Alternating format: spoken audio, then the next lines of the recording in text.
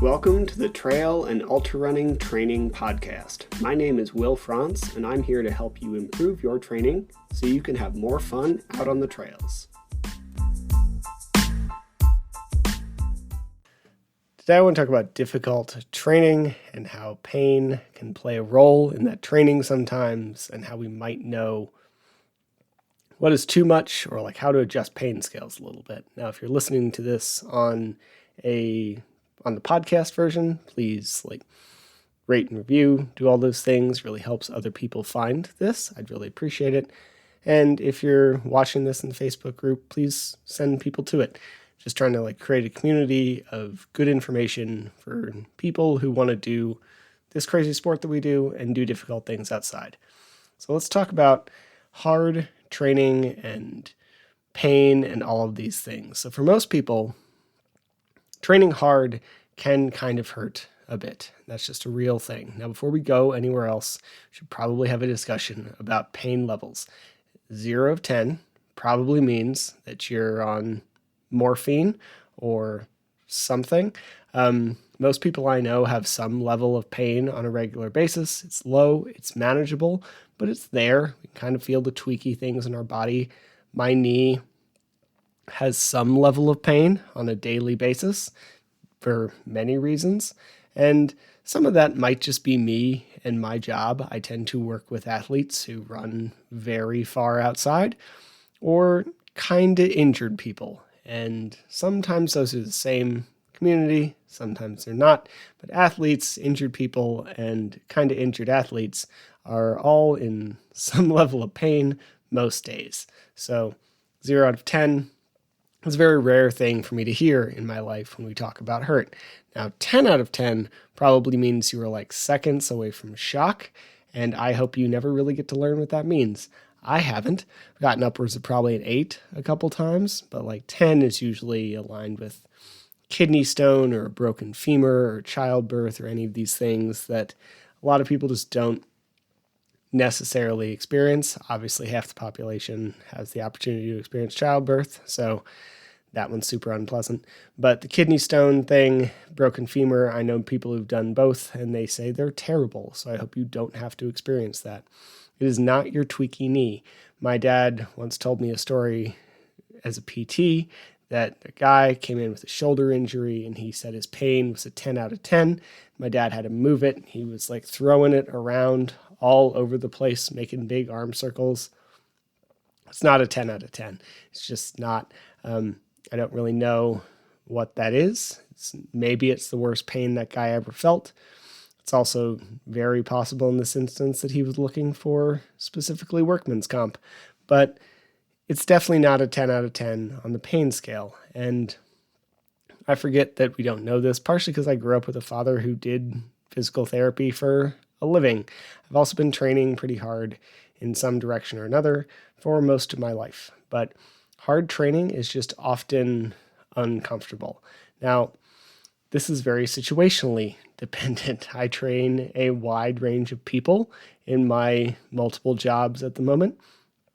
One of them is over 80, and she just wants to reduce her risk of downstream problems from osteoporosis. She's great, but my pain tolerance for her is a lot different than my pain tolerance for someone who wants to run 100 miles in 20 hours. So to some degree, pain is goal dependent, because her whole goal is to get out of pain. Whereas the 20-hour 100-milers goal is to do something that is somewhat inherently painful. And they're greatly different things that require different training.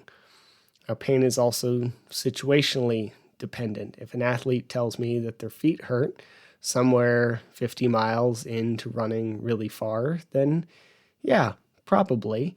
And we should try to do what we can to make that better, but also it's not weird.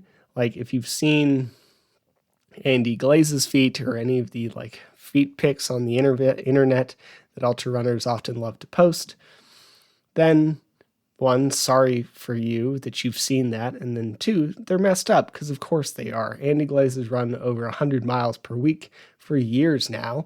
It would actually be really weird if his feet weren't kind of messed up. So it makes some sense that we're going to end up with specific kind of pain in certain situations. However, if someone tells me they get a shooting pain in their back during a squat or a deadlift, then I want them to stop first, tell me that, and then let's get to the bottom of it, because that is a sign that something is going wrong, because I really shouldn't be feeling pain in your low back during either of those movements. Work, maybe. I actually hate the cue that you shouldn't feel your low back during a deadlift, especially a heavy one. It's doing work. There are muscles back there that are working, but it shouldn't be pain. Now, my hips hurt a bit when I squat, specifically my right hip, because I have damage to that hip. It doesn't last longer than a couple of minutes. It's only when I go really heavy. I do them largely because I like them, but if they really started to cause a lot of pain, especially lasting pain, I would stop doing them and find something else, because it's not a necessary movement. I just enjoy it. Anyway, I'm off track. Training hard is uncomfortable. And if you want to take hours off of your next race, or go from like a fairly flat marathon to a mountainous 100-miler, you'll probably have to train hard, and there will be some discomfort in that. And discomfort is often just another word for light levels of pain. If you've ever lifted really hard, let's call it your legs, then you know your legs kind of hurt. Call it soreness. It's not concerning if you know what it feels like, but the first time someone ever lifts weights, they often don't know what's happening. And you'll hear things like, I don't know what's wrong with my legs. We have a conversation like, well, why do you say that? And they're like, well, they just hurt a bit. It's like, it's possible they're just sore. What does that feel like? You have this conversation, right? And if you've never experienced it before, it kind of sucks. But we know what it is. We know what the outcome is, so we do it anyway. And this is often the case with hard training as well. Again, there is just a vast difference between like 8 out of 10 pain and 3 out of 10 pain. 8 out of 10 pain, you should go to a doctor, like now. And the few times I experienced that in my life, I needed medical attention. For the record, separated shoulder and an ear infection.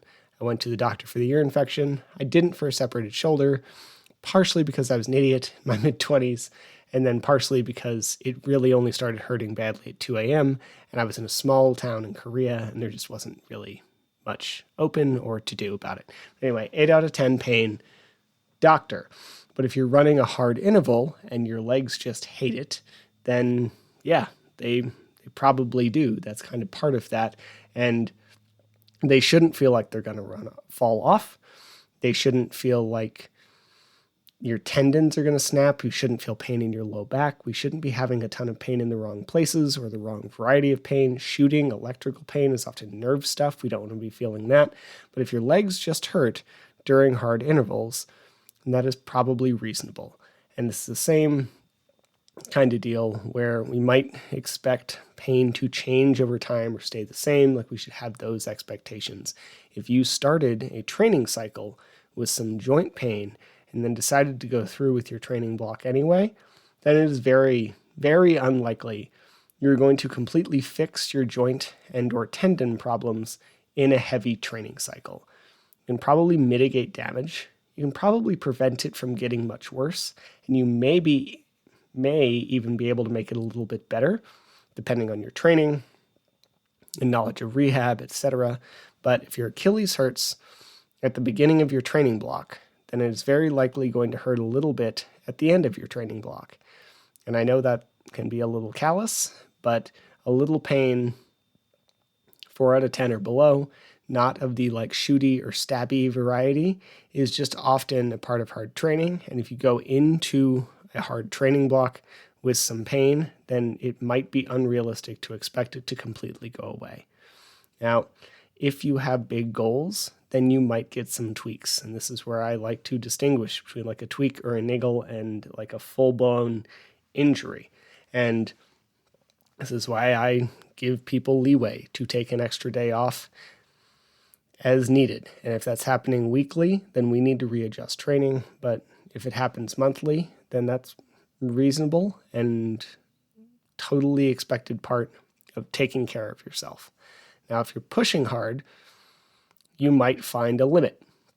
And sometimes you find a limit with a small tweak. And if you find that, then you might need an extra day of rest. And if you do, you should take that. Oftentimes, an extra day of rest can prevent an extra month of rest. Now, we also shouldn't be going the other end, though, where we're being a masochist. I don't think we should chase pain in training. And one example, like one thing that would worry me is if you have some pain and your gait changes, then we can often end up with pain elsewhere. For example, if your Achilles or your foot hurts, we often compensate for that up at your hips, and then you can end up with hip pain that wasn't going to happen. So we should make sure we're taking care of yourself. Now, I had some version of that happen last weekend. I was running with the doggo on snow, and it was just a lot softer than I planned. Everything actually felt really good during the run, but now my right Achilles has been at like a 1 out of 10 on the pain scale for a couple of days. And I've just been managing it. It's fine. I went for a run today. But if your gait changes in a way that you weren't really expecting or able to deal with, then we might end up with problems. I've had this happen from a wide variety of reasons. One of them can even be the camber of a sidewalk or a trail. If you are constantly running with your left foot lower than your right, that's a really good way to, after many, many, many miles, end up with some kind of pain you weren't planning to have. And this can be anything from your posterior tibial tendon on your low leg to your hip. That's where it tends to manifest in me. But having your gait shift for long periods of time tends to cause more problems. And this is just another reason we shouldn't always push through things, right? Now, there are also really simple things that we can do to reduce pain. One is just make sure your form is solid, both when it comes to lifting and running. Make sure your entire midsection is tight on a deadlift, like you're going to get kicked in the stomach. Make sure you drive back with your glutes when you're running and minimize the amount you have to use your calves by actually using the biggest muscle in your body. You can also make sure that your gear is good. The amount of shin splints I've had people tell me they fixed by just getting new shoes because they were running in shoes that they've had for half a decade is surprising. Like if you were kind of getting into the sport or getting back to the sport and you have these old shoes that you've worn for a really long time and they're so hammered that the tread's even falling apart, buy a new pair. I realize they're not cheap, but neither is PT. So buy the shoes. Now, this is also true for things like running vests. It doesn't make sense to buy and or use a vest that doesn't fit you well because it is going to chafe you, and then that is just an injury we don't need, right? Make sure your gear is as good as it can be for your budgetary concerns. It can also fuel really well. On this, your legs hurt during work aspect of things, if you're bonking on top of that, then of course they hurt. So, eat some carbs. It's fine. And then get enough protein to support recovery that will mitigate how long you're going to be sore afterwards. Hydrate well, both fuel and electrolytes. Get some sleep. It's not any of the super fancy things that help recovery. It's all these simple basics that we just don't nail on a regular basis. And all of this can reduce problems, and it can reduce pain, and it can reduce the longevity of any of the pain we're feeling.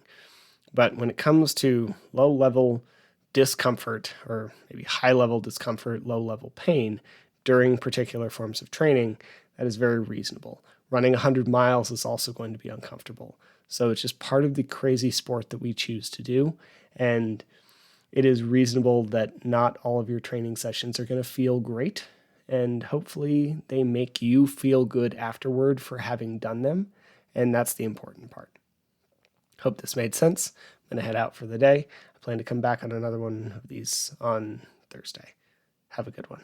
Thank you for listening to the Trail and Ultra Running Training Podcast. Honestly, I'm still surprised and honored that anybody wants to hear what I have to say, so thank you. To be clear, not a doctor, nor a registered dietitian, or any other kind of medical professional. I'm a personal trainer, a nutrition coach, and a running coach, and I have a passion for training trail runners. You should always speak with a qualified medical professional before making any changes to your training or nutrition program. If you enjoyed the podcast or found it helpful, please take a second to leave a rating or review. I'd really appreciate it. Or you could just share it with someone for whom you think it might be helpful. I make these kinds of things in order to provide more quality, free resources to people, so the more people who hear it, the better. If you want more of this information, please head to the Trail, an ultra running training group on Facebook, where we discuss all aspects of training so you can have more fun doing the sport that you love. Thank you again for listening.